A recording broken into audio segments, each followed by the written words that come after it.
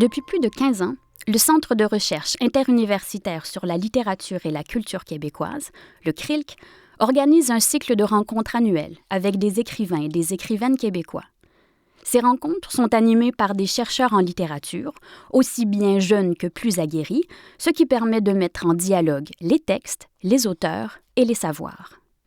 Cette saison, les rencontres d'écrivains et d'écrivaines du CRILC portent sur la bande dessinée, un genre qui a pris un essor fulgurant au Québec dans les 20 dernières années. Les auteurs que vous entendrez appartiennent à des générations différentes et ont tous publié dans des genres très variés. La bande dessinée féministe, l'album narratif historique ou encore le journal intime graphique. Pour la dernière rencontre de la saison, nous avons le plaisir de recevoir la BDiste Julie Delporte. Elle est l'auteure de plusieurs œuvres saluées par la critique qui sont diffusées sur la scène internationale et traduites en anglais, comme son album Journal et le très beau récit d'apprentissage féministe « Moi aussi je voulais l'emporter ». C'est Tara Charland, doctorante en littérature à l'Université de Montréal, qui anime cette rencontre. Ses recherches portent sur la bande dessinée, bien sûr, mais aussi sur l'héritage littéraire et sur la filiation intellectuelle dans la littérature québécoise.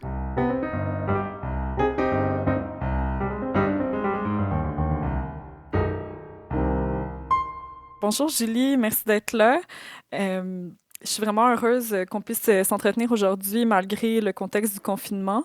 Notre entretien aurait dû se dérouler ce soir à la librairie Le Port de Tête, mais évidemment, ce ne sera pas possible, donc on va discuter à distance. D'abord, peut-être une question un peu simple et générale, mais je me demandais comment l'intérêt de la bande dessinée t'est venu. Est-ce que tu peux nous parler de tes débuts en tant qu'illustratrice et autrice de bande dessinée? Bonjour Tara d'abord. J'ai d'abord été une lectrice de bande dessinée très intense avant Mhm. d'en faire. J'ai euh, j'ai j'ai d'abord lu quand j'étais petite. Bon, j'ai lu Tintin, etc. Mais je lisais beaucoup de littérature qui n'avait rien à OK. voir avec la bande dessinée. Puis j'ai même été étudiée en littérature.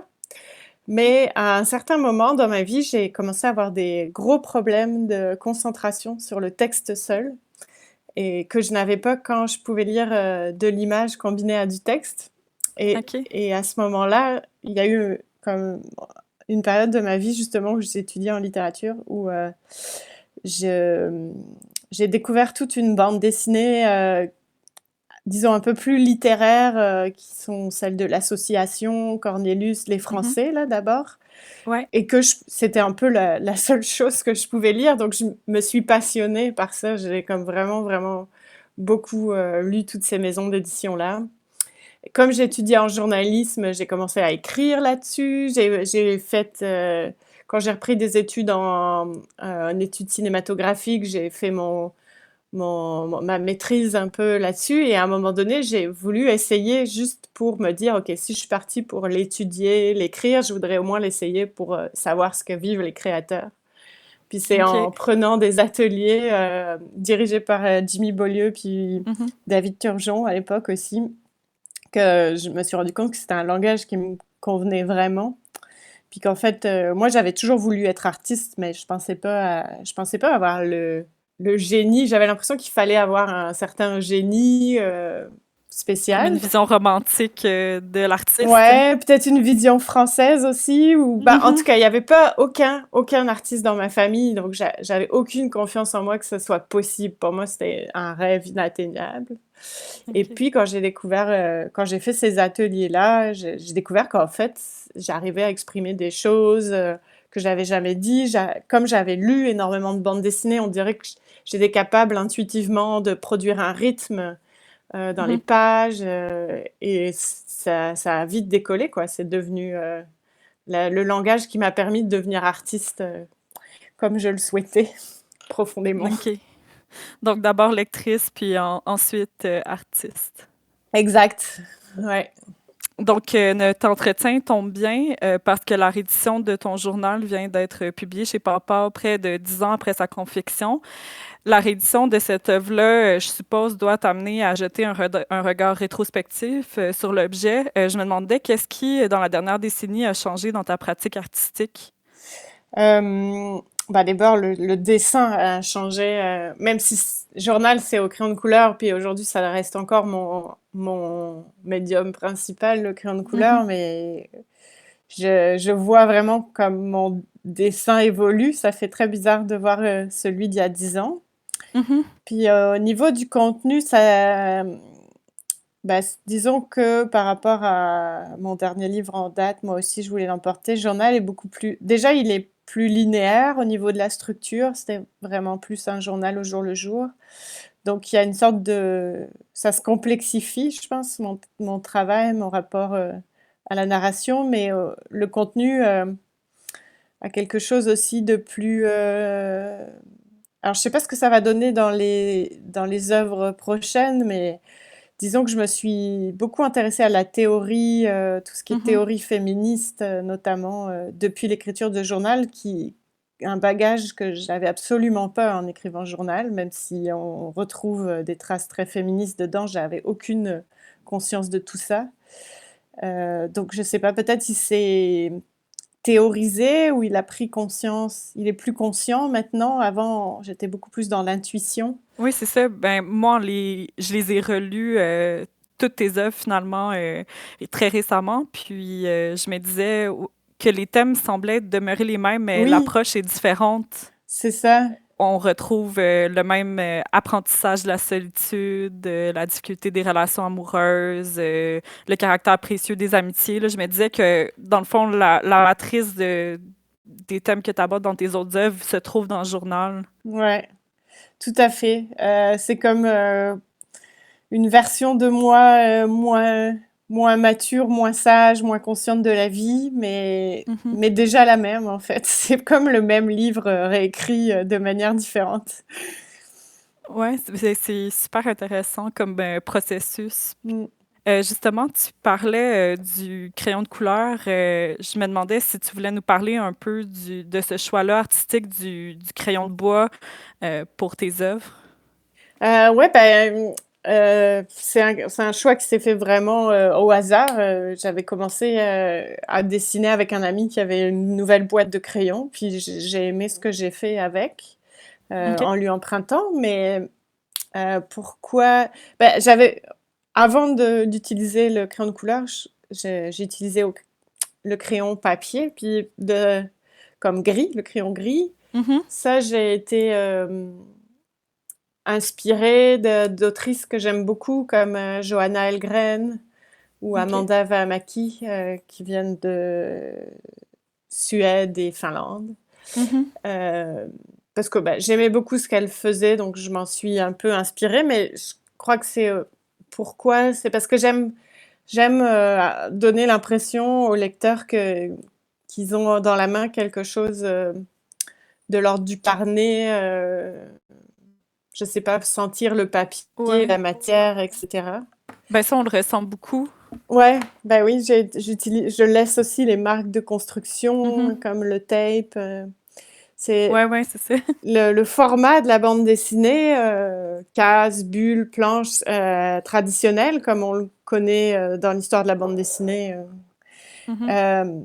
C'est quelque chose que j'aime lire, j'ai appris la bande dessinée par là, mais on dirait que pour moi, il y a un côté que je trouve trop conventionnel. C'est juste une convention. On fait de la bande dessinée selon des règles, tandis que Mhm. si j'écris au crayon d'une autre manière, j'ai l'impression de faire un artefact, comme un vrai journal qu'on aurait pu trouver sur un marché aux puces par Mhm. hasard dans une vieille malle d'une personne âgée qui décède, puis là on trouve son journal ou quelque chose comme ça. J'avais envie de me rapprocher d'un format qui aurait été plus réel, moins conventionnel.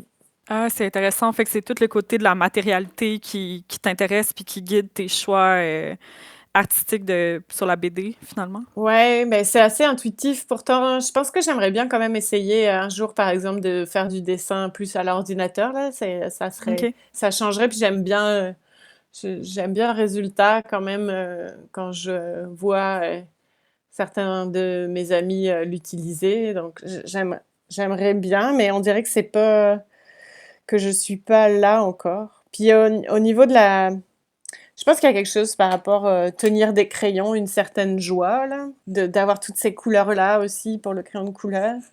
Puis il y a aussi le fait que je même si j'aimerais bien comme écrire de l'humour et peut-être j'arriverais à faire des choses un peu plus humoristiques, j'avais peut-être fait des tests dans ce sens-là déjà, mais j'en reviens toujours à comme raconter des trucs plutôt un peu tristes, plutôt comme un peu intenses au niveau des émotions. Puis le crayon de couleur me permet de pas faire quelque chose de trop dark. Ça vient comme Ça redonner. vient balancer. Ouais, puis comme être plus proche encore de la réalité. Peut-être des fois c'est triste, mais il y a de la couleur quand même. Puis c'est la paradoxe des émotions, peut-être, que Ouais. j'arrive à, à transmettre de cette manière-là. Tout à fait.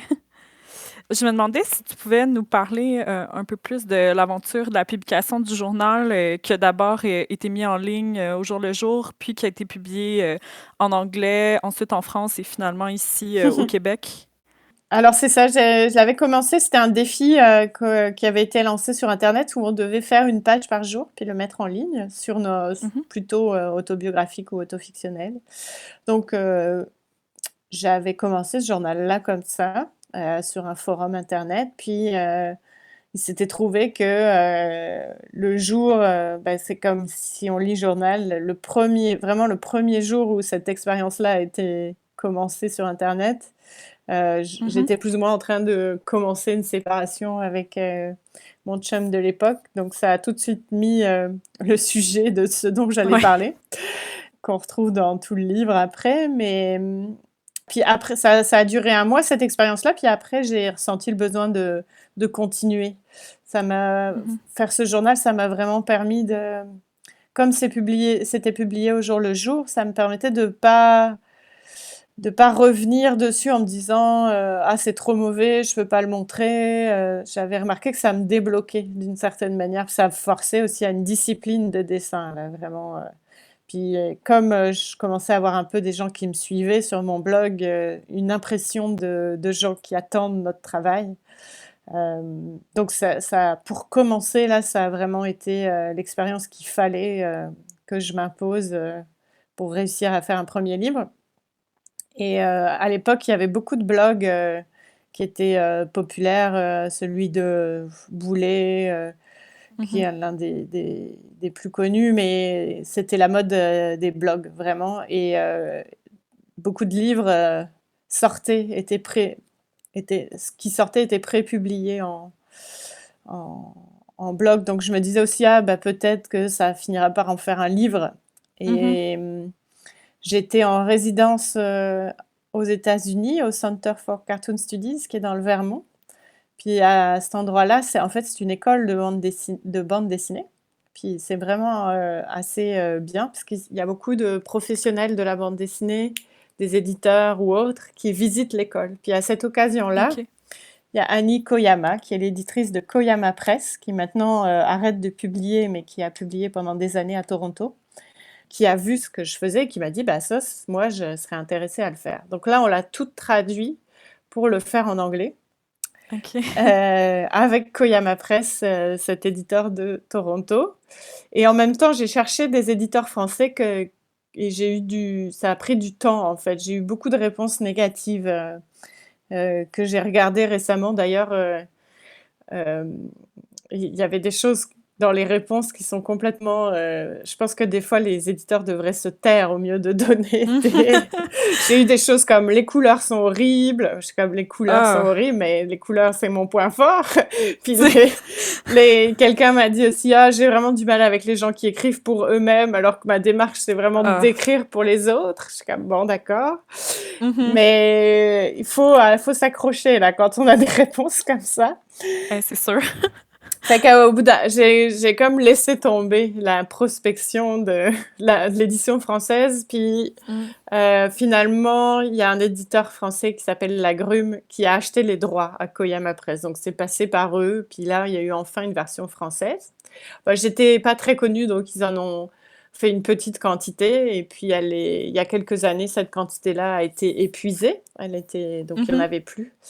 Puis j'aurais pu le refaire avec eux et on a décidé tous d'un commun accord que je le refasse avec Pau Pau, qui est mon éditeur actuel québécois, parce que j'avais envie... ben, mon éditeur actuel québécois, il est à Montréal, puis c'est comme peut-être plus facile pour communiquer, pour prendre des décisions. Puis j'avais envie que tous mes livres soient un peu au même endroit. Puis aussi, comme il avait pas eu une très grande distribution au Québec, j'avais envie de lui donner une chance au Québec. Donc il est ressorti chez Papa. Puis on a rien changé, là, à part corriger deux, trois fautes d'orthographe qui restaient ou de syntaxe, je sais plus, mais à peine.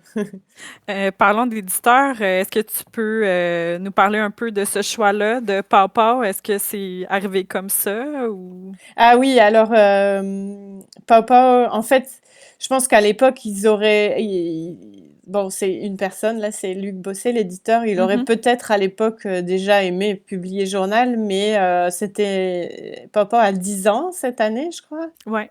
Et c'était encore un éditeur qui n'avait pas les reins assez solides pour publier de la couleur. Donc, à l'époque où le journal est sorti en français la première fois, lui ne publiait que du noir et blanc, du gris. Mais parce que c'est un éditeur, ça c'est très chouette, on n'en parle pas assez souvent, qui souhaite tout faire au Québec, donc qui imprime tous ses livres au Québec. Ce qui, en général, beaucoup d'éditeurs qui vont faire de la bande dessinée en couleur sont parfois quasiment obligés d'imprimer à l'étranger, en Chine ou en Europe de l'Est pour les Européens, pour avoir des prix plus compétitifs et pouvoir vendre les albums à des prix abordables pour les gens. Et c'est pour ça que, c'est pour ça que c'était dur pour Luc Bossé aussi d'imprimer des livres en couleur au début au Québec. Et puis maintenant encore, quand il le fait, les livres restent quand même relativement plus coûteux qu'une bande dessinée en noir et blanc. Ça fait une petite différence c'est normal. de prix. Mais c'est pour ça. C'est parce que c'est cher d'imprimer de la couleur, puis qu'en plus, il fait le choix de le faire au Québec. Donc, c'est arrivé. En fait, moi, je le connais depuis le début. On a fait les mêmes ateliers. On s'est rencontrés dans les ateliers du Cégep du Vieux-Montréal que donnait Jimmy Beaulieu. Et on était amis, là. On a été dans des ateliers ensemble de travail. Et puis, je pense qu'à un moment donné, c'était pour Je vois des antennes partout, mon deuxième livre, qui lui aussi a commencé à apparaître d'abord en anglais chez Joanne Quarterly. Il est venu me voir et m'a dit « Bon, je crois que je suis intéressée. » Puis ça a été le premier livre en couleur de Pau Pau. Tu disais tantôt être un peu surprise de ce commentaire-là éditorial concernant écrire pour soi-même. Puis ça me fait penser à l'exergue qui est au tout début du journal, qui est tiré d'une œuvre de Dany Erno. Là, je vais la lire. Je me demande si je n'écris pas pour savoir si les autres n'ont pas fait ou ressenti des choses identiques, sinon pour qu'ils trouvent normal de les ressentir, même qu'ils les vivent à leur tour en oubliant qu'ils les ont lus quelque part un jour. Je me demande si tu voudrais commenter un peu cet exergue-là par rapport à la question d'écrire pour les autres, d'écrire pour le lecteur, dans cette idée de communion-là, qui va un peu à l'encontre du genre du journal intime, mais qui n'est pas incompatible non plus. Non, c'est ça. Cette phrase-là, elle résume, comme je le voulais, un peu cette idée qu'en fait, pour moi, écrire sur moi, c'est d'abord écrire c'est comme parler avec les autres, c'est écrire sur eux aussi. Puis d'abord, je trouve ça une super question, il faut en parler. Et en même temps, je me dis toujours, mais en fait, il faut toujours se justifier d'écrire sur soi. Peut-être, c'est comme mal vu, il y a comme toujours quelque chose. Alors, je sais pas, c'est un fond judéo-chrétien, une espèce de... Probablement. Mais bon, après, c'est relié à l'histoire de l'écriture des minorités aussi, qu'on a toujours... c'est toujours mieux vu d'écrire soit de la fiction, soit de la philosophie. Hein, mais ce que je voulais dire, c'est... Bon, déjà, ça partait du principe que il y avait des choses que j'arrivais pas à communiquer dans la vie, puis ça m'énervait de pas pouvoir les dire vraiment. J'avais besoin de les dire. Et aussi, j'avais observé que moi, ce qui m'aidait, ce que j'aimais vraiment lire, c'était les autobiographies sincères des autres, les autofictions où j'avais l'impression de mieux comprendre les autres, puis que ces livres-là pouvaient créer une humanité, un dialogue entre les gens. Même parfois, quand je lis des livres de mes amis, aujourd'hui, j'ai l'impression de mieux les comprendre. Je suis comme, ah oui, en fait, c'est ça que... Donc c'est d'abord un dialogue, et puis ensuite, on est tous très différents, puis on a tous des parcours de vie différents, et on a l'impression de ne pas se comprendre, mais finalement, par exemple, le confinement, aujourd'hui, c'est sûr on le vit différemment par rapport aux inégalités sociales de genre, de plein de choses, mais dans le fond, quand je parle aux gens, je me rends compte qu'ils vivent tous un peu la même chose aussi. Bref, je m'embrouille, mais j'ai remarqué au fur et à mesure que j'écris, si je ressens quelque chose qui me paraît bizarre, où je peux pas mettre des mots dessus, où j'ai l'impression d'être la seule au monde à me sentir comme ça, ben c'est sûr qu'au même moment, il y a plein d'autres gens qui se sentent exactement pareil, parce qu'on est tous humains. Donc, c'est s'intéresser. Pour moi, écrire sur moi, c'est m'intéresser à l'humain. Voilà. Ouais.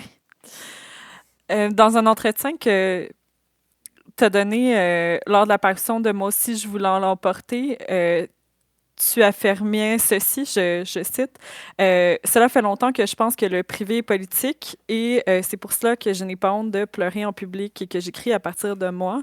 C'est par le partage personnel qu'on arrive au vrai care collectif. Et tu demandes donc, comment peut-on faire avancer la société si ses membres sont malades ou malheureux? Dans ce que tu dis, on entend évidemment la reprise du slogan féministe des années 70. Puis je me demandais si tu pouvais un peu nous parler du lien entre ta pratique artistique et le féminisme, qui est d'autant plus présent dans ton dernier livre, justement. Oui, alors, qu'est-ce que je pourrais dire d'intelligent là-dessus?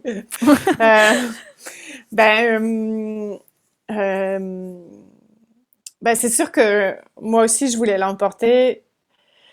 Quand je l'ai commencé, je me disais pas féministe, dans le sens où je savais même pas ce que c'était que le féminisme. Je l'ai vraiment découvert en écrivant ce livre, et parce que je pense que il y a certaines personnes qui ont écrit qu'on vivait une sorte de nouvelle vague de féminisme, et c'est vrai qu'à l'époque, ça a commencé juste un peu avant moi aussi. Il y a eu comme, en tout cas à Montréal, puis je pense que ça s'est passé dans d'autres endroits dans le monde en même temps, une espèce de prise de conscience collective dans un certain milieu du féminisme, comme un petit revival. J'ai eu l'impression de ça, en tout cas dans mon milieu. Donc ça m'a permis de prendre contact avec ce que c'était, puis de vraiment m'identifier à ça, parce que j'avais été en fait féministe sans le savoir depuis très longtemps. Et ça c'est venu dans mon travail comme ça, et même moi aussi je voulais l'emporter. Aborde énormément de sujets, mais et c'est toujours difficile de dire de quoi ça parle exactement, mais ça parle, en fait, ça témoigne d'une sorte de prise de conscience féministe. On peut le décrire comme ça, en tout cas. Donc, c'est ça. Et par rapport au slogan que je citais, et que tu citais aussi, le privé politique, je me suis rendu compte que cette espèce de sentiment d'imposture, de parler de moi, justement, dans mon travail, depuis le début, c'était ça que je faisais. Je faisais une certaine forme de politique qui est déjà dans le journal quand je dis qu'il y a cette page où je me réveille la nuit, puis je me mets à penser à toute la logistique de mon ex-chum. Genre, c'était... C'est la charge mentale. Ouais, voilà, exactement. Je ne savais pas que ça s'appelait comme ça. Mais disons que rien que le fait d'en parler, de le mettre par écrit, puis de lui donner une importance, parce que ce sentiment-là a toujours été invisibilisé, ou personne, en tout cas... J'avais pas lu ça dans aucun... Maintenant, je commence à le lire parce que je m'intéresse obsessivement à toute forme de littérature féministe, mais Et aussi parce que j'ai l'impression, mais ça, je sais jamais si c'est parce que mon intérêt est là ou si c'est vrai, cette impression qu'il y en a un peu plus. Donc, c'était un geste politique de parler de ce truc que je savais pas c'était quoi, mais je voyais bien qu'il y avait un problème. Et c'est parce que les gens commencent à parler de ça en se disant, mais qu'est-ce qui se passe avec moi? Pourquoi je pense à la logistique de mon chum au mieux de penser à mes affaires, Mhm. qu'on arrive à faire une théorie, qu'on arrive à faire avancer la société. Ouais. Je sais pas si j'explique bien, mais... Ah oui, tout à fait. Mais j'ai l'impression que le journal, je vois des antennes partout, puis moi aussi, je voulais l'emporter. Ils sont toutes des œuvres féministes pas Ah à ouais, divers degrés, mais très différemment. oui. Euh, Comme tu dis, c'est peut-être que moi aussi est un peu plus théorique, mais vraiment, en réalisant le journal, on sent comme tout ce qui bouillonne puis qui va arriver dans les œuvres subséquentes. Ouais, exactement. Je me demandais, au cœur de journal, il y a toute la question de l'émancipation artistique, donc la question de comment faire pour désormais créer seul. C'est là-dessus que s'ouvre le journal. Hein. Je te cite, depuis que tu es parti, je dessine tous les jours. Ta présence artistique me complexait probablement. J'ai encore du mal à publier ces pages sans te les montrer. En réalisant coup sur coup tes œuvres, je me suis demandé si moi aussi je voulais l'emporter, qui est publié en 2017. C'est une forme de réponse à cette question de l'émancipation artistique. Mm. Oui, sûrement. Et ce qui me vient en tête quand tu cites ce passage-là, c'est que moi aussi, je voulais l'emporter. Il y a des gens qui, quand même, qui m'ont lu, qui ont regardé mes dessins pendant toute la production. Puis ces gens-là ont été mes amis. Mm. C'est des amis artistes comme moi qui avaient pris ce rôle du chum avant qu'il validait quasiment le dessin. En fait, c'était comme, je faisais un Mhm. dessin, c'était comme, mon Dieu, qu'est-ce que ça vaut? Je lui montrais, puis là, s'il avait une réaction positive, je pouvais le publier. Puis là, c'est comme, Mm. c'est pas lui qui créait ça, là, c'est vraiment moi qui avait besoin de cette validation paternaliste, en fait. Mais Mhm. tu sais, je dois lui reconnaître aussi que dans ce processus-là, il m'a beaucoup aidée. C'est comme quelque chose qui m'est resté quand même, que j'ai toujours eu un espèce de manque de confiance en moi artistique. Mais dans moi aussi, je voulais l'emporter. Ben, ça a été des amis comme il y a eu Catherine Oslo ou Daphné Mhm. B, qui sont des écrivaines montréalaises, qui m'ont relu, qui m'ont dit ce qu'elles en pensaient. Puis ça a été génial de pouvoir faire ça avec elles parce que comme elles avaient un peu les mêmes problématiques féministes, les mêmes, vraiment, je pouvais avoir l'impression d'un vrai dialogue artistique qui Mhm. m'a profondément aidée, puis à trouver la manière dont je voulais raconter ce que je racontais. Et maintenant, je ne sais pas où j'en suis. Je pense que j'arrive à un moment où c'est presque possible de me faire confiance juste à moi. Comme j'ai bien sûr Mhm. besoin encore de ce dialogue artistique, mais disons que s'il n'est pas là, si c'est pas possible de le trouver, je pense que maintenant...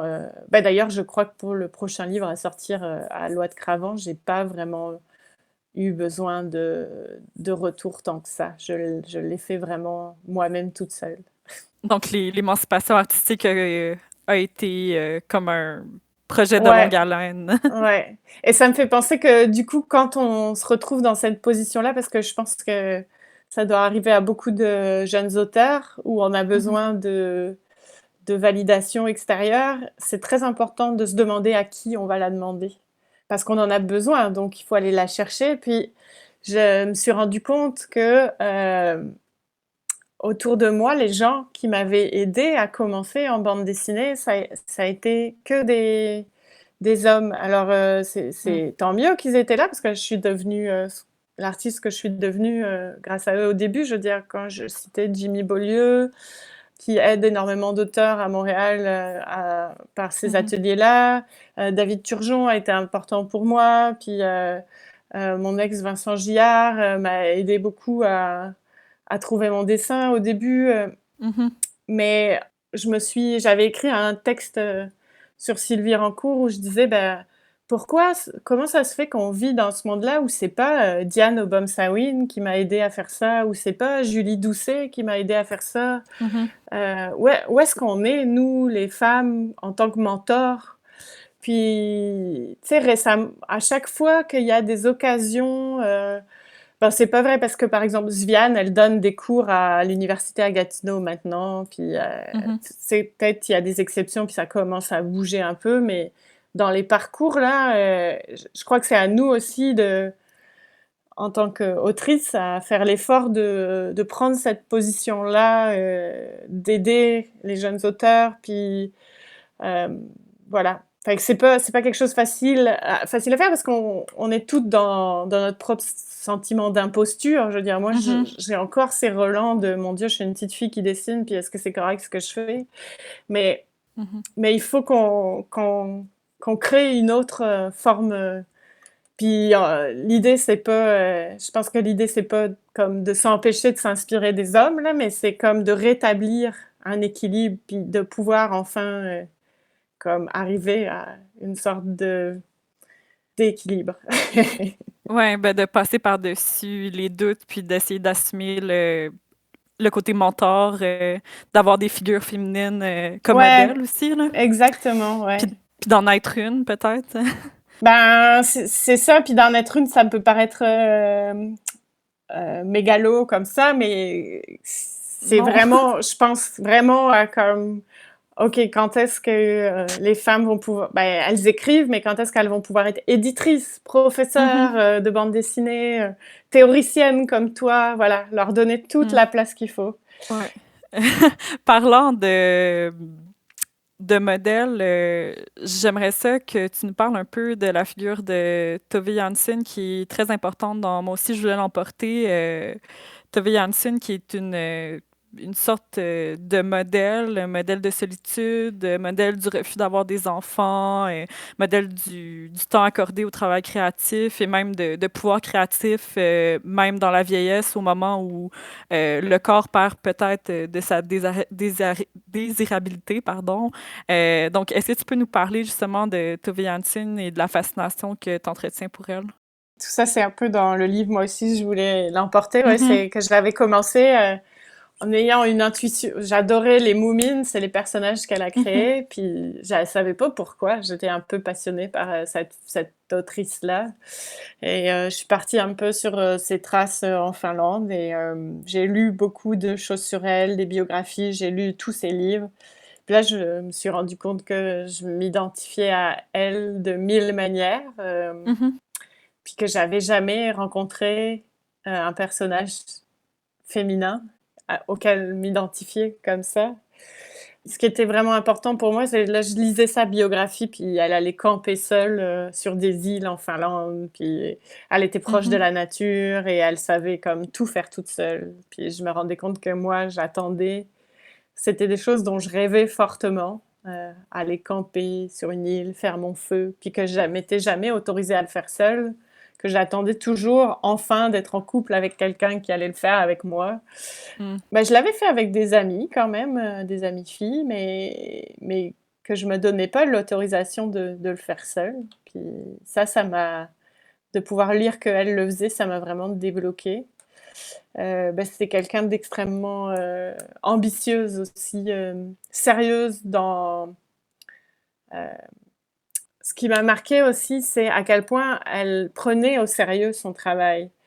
Mhm, Euh, mais d'ailleurs, peut-être moins avec. Elle avait un rapport aux Moumines qui l'ont rendue célèbre, où elle trouvait que c'était plus un travail pour faire de l'argent, un peu d'illustration, quelque chose qui avait pris une ampleur que elle voulait plus être une artiste reconnue en peinture, en littérature. mhm, Puis les Moumines, ça lui a un peu échappé. Mais en fait, quand on les lit maintenant, c'est d'une portée philosophique tellement intense que c'est d'une importance capitale pour son œuvre et puis pour l'histoire de la bande dessinée. Mais mhm, c'est qu'on lit ses lettres, elle écrit à ses amis, puis là, elle parle de son travail en détail, puis de l'importance d'acheter son atelier, dont elle était locataire au début.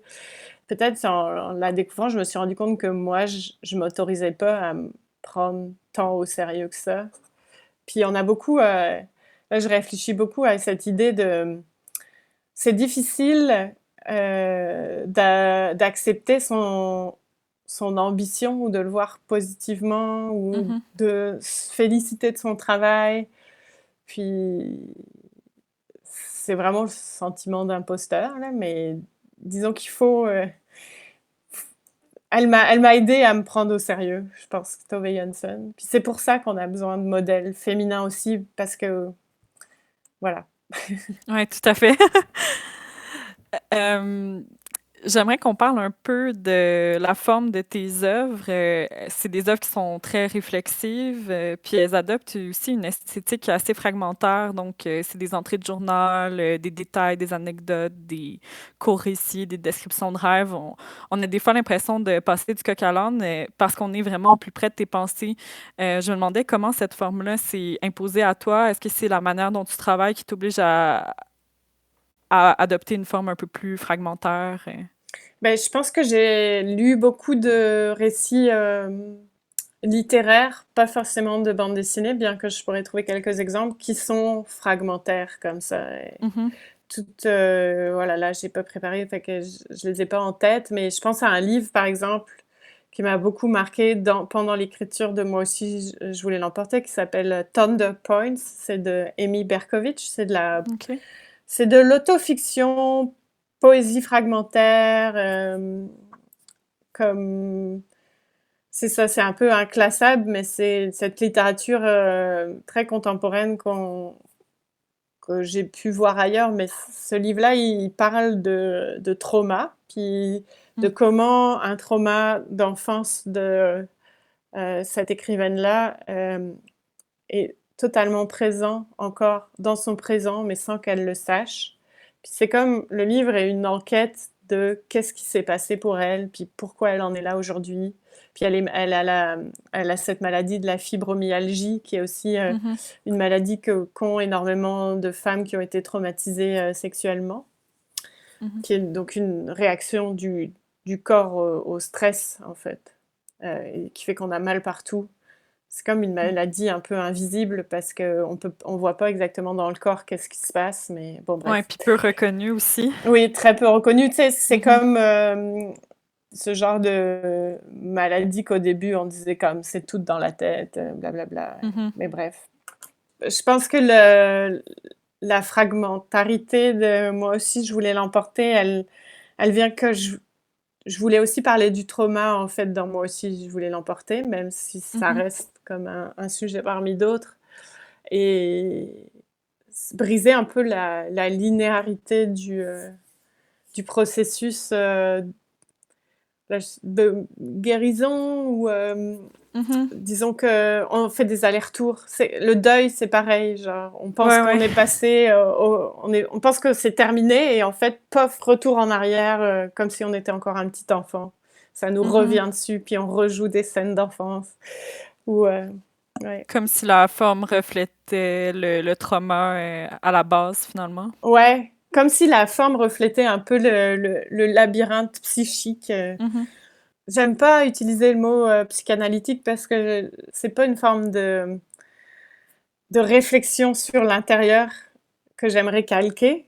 Mais il n'y a pas Mhm. d'autres mots encore pour m'expliquer comment cette sorte de...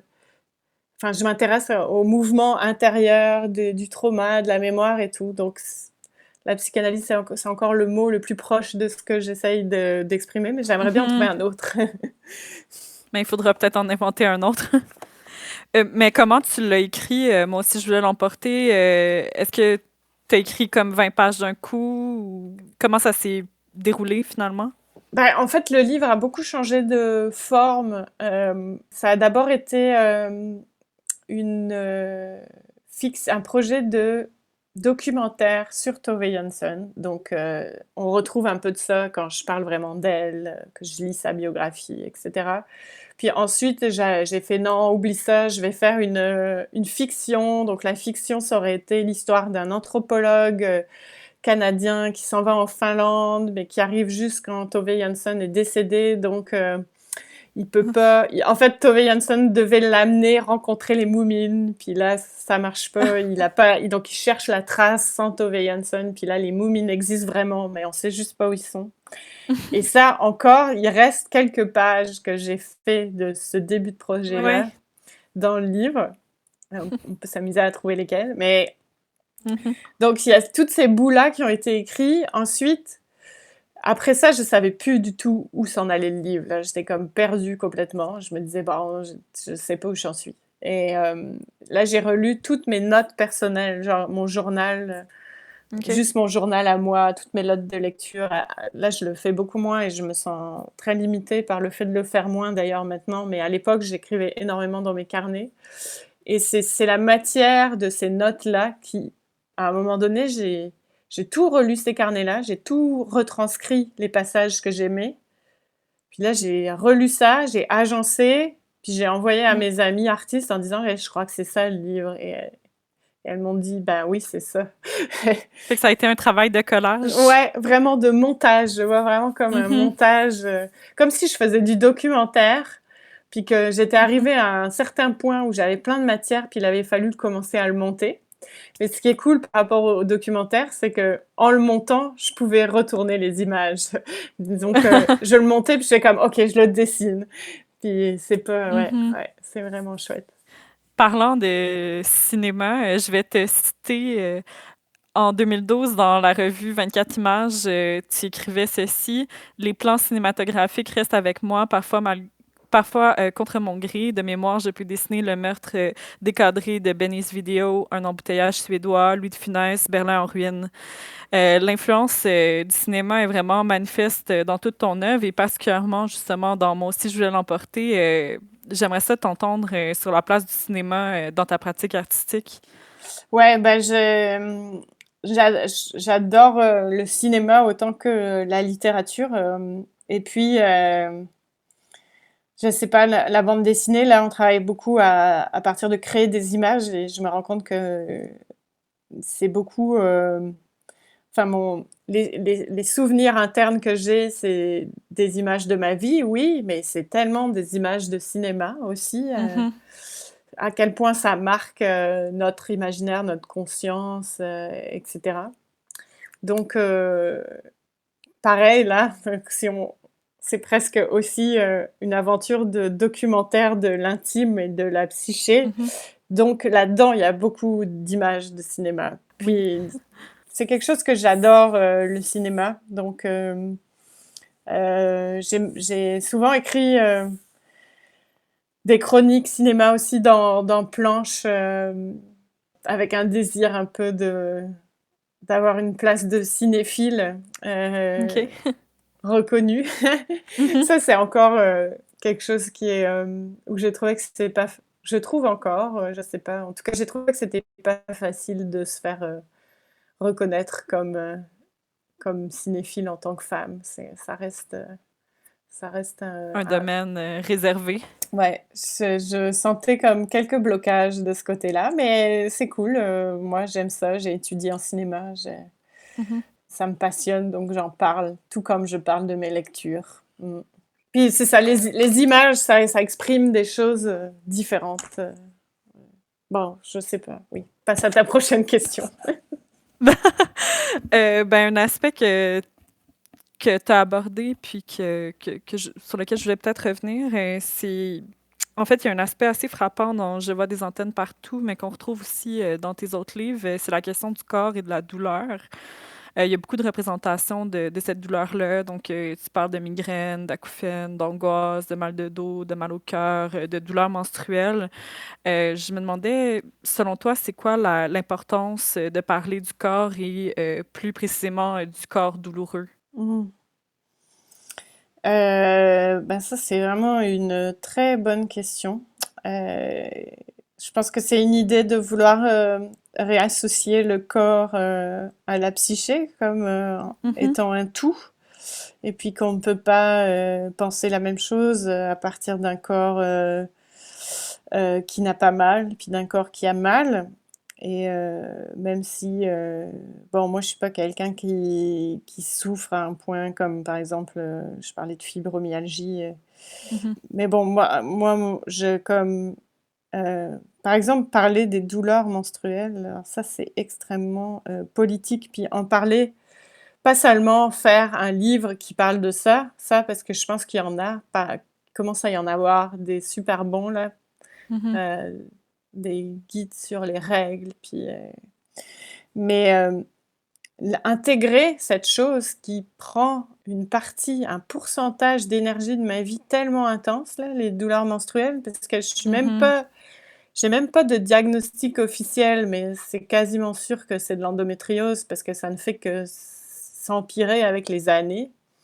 Puis c'est une douleur que moi-même j'ai du mal à prendre au sérieux parce qu'elle est tellement pas prise au sérieux dans justement la fiction, l'imaginaire collectif, mais aussi par les médecins, que quand je suis au bord de vouloir aller à l'urgence parce que j'ai l'impression que c'est la douleur la plus intense que je vis puis que je vomis pendant des heures, je me dis c'est pas grave, c'est mes règles. Mais pourquoi je me dis ça? Parce que personne n'en parle et parce que ce truc-là que vivent tellement de femmes, pourquoi c'est pas assez noble pour être juste cité dans un personnage de fiction? Ben, tu sais, ce jour-là, là, il est obligé de quitter le travail parce que elle est obligée de quitter le travail parce qu'elle se plie en 4 tellement elle a mal, puis c'est plus possible de fonctionner. Je le lis nulle part, alors que c'est comme un événement de la vie qui arrive tout le temps. Je sais pas comment dire. C'est tellement invisibilisé, ce corps-là. Ça me rend fou, puis ça me fait juste alimenter que c'est pas une vraie maladie, que c'est quoi ça, puis qu'on peut pas nous la diagnostiquer, qu'il n'y a toujours pas de médicaments efficaces, spécialisés là-dessus, ou juste des balbutiements. Ouais, il faut faire une place dans l'imaginaire social pour cette douleur-là. Ouais, c'est aussi la prendre au sérieux, en fait. C'est le même processus que de se prendre au sérieux en tant qu'écrivaine qui a une raison d'être.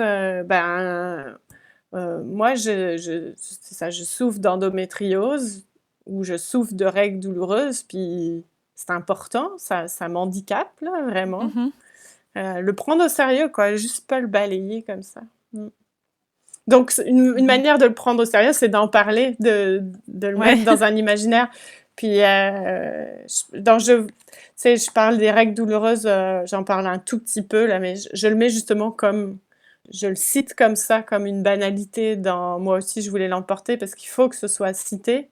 Puis dans Je vois des antennes partout, c'est plus l'histoire, donc c'est un personnage fictionnel qui est aux prises avec un corps douloureux.